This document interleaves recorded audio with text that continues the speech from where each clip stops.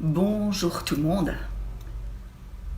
C'est un sujet qui me tient particulièrement à cœur et peut-être que j'ai eu un peu de crainte à aborder simplement. En tout cas, ce que je voulais dire, c'est que ces dernières années, donc, même si j'ai tous les outils du leadership personnel, j'ai été amenée à comprendre quelque chose d'autre, à comprendre que tout ne se faisait pas par la volonté et tout ne se faisait pas d'abord par la matière. J'ai vécu des choses à tous les niveaux, au niveau personnel, au niveau familial, au niveau santé, au niveau finance.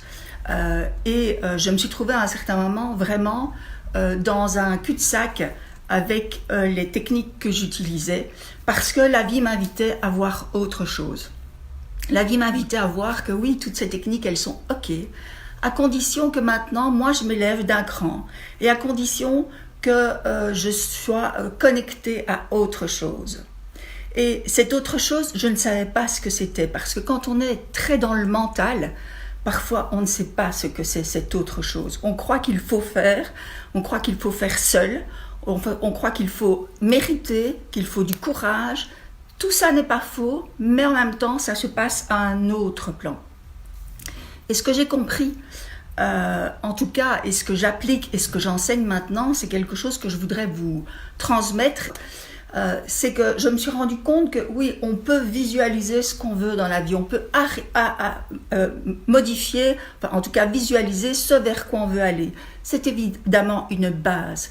Mais le souci, c'est qu'on ne peut pas le faire avec notre mental. On ne peut visualiser qu'avec notre cœur et avec quelque chose qui est connecté à quelque chose de plus grand.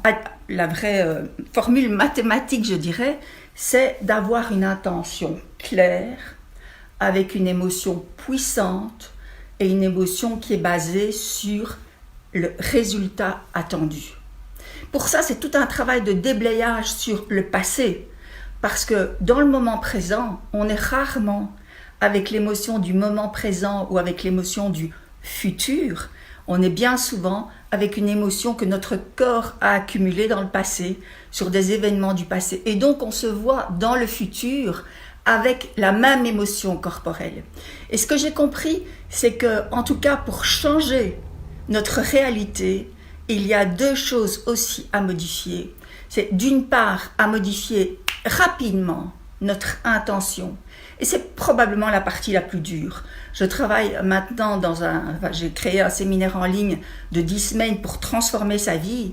Et le plus dur, c'est d'avoir une intention juste. Une vraie intention, une intention qui est ouverte. Et la deuxième chose, c'est de laisser sentir à son corps qu'est-ce qui va se passer quand on sera arrivé là où notre intention nous guide.